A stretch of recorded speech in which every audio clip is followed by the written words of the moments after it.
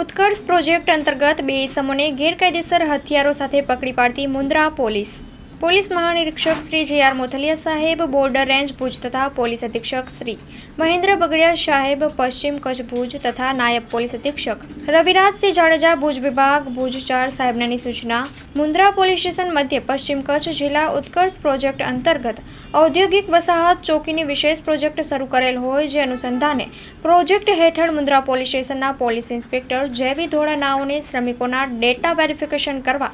માર્ગદર્શન તથા સૂચના આપવામાં આવેલ હતી, જેના આધારે મુન્દ્રા પોલીસ સ્ટેશનના કર્મચારીઓ ડેટા વેરિફિકેશનની કામગીરી અર્થે પેટ્રોલિંગમાં હતા. તે સમય દરમિયાન શ્રમિકોના માધ્યમથી એએસઆઈ દેવરાજભાઈ કરશનભાઈ ગઢવી તથા પોલીસ હેડ કોન્સ્ટેબલ વિજયભાઈ હીરાભાઈ બરબશિયાને સંયુક્ત રીતે બાતમી હકીકત મળેલ કે શક્તિનગર સાનિયા કોમ્પ્લેક્સ ખાતે રહેતા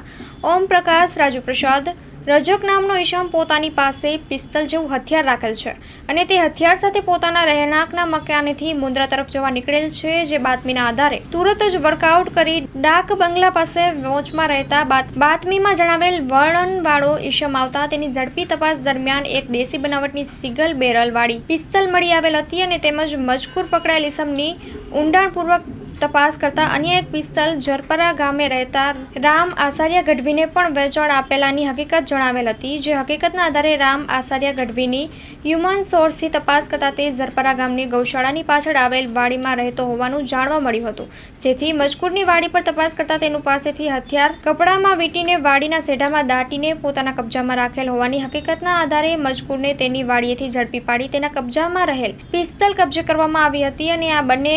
ઈસમો વિરુદ્ધ કાયદેસરની કાર્યવાહી હાથ ધરવામાં આવી હતી.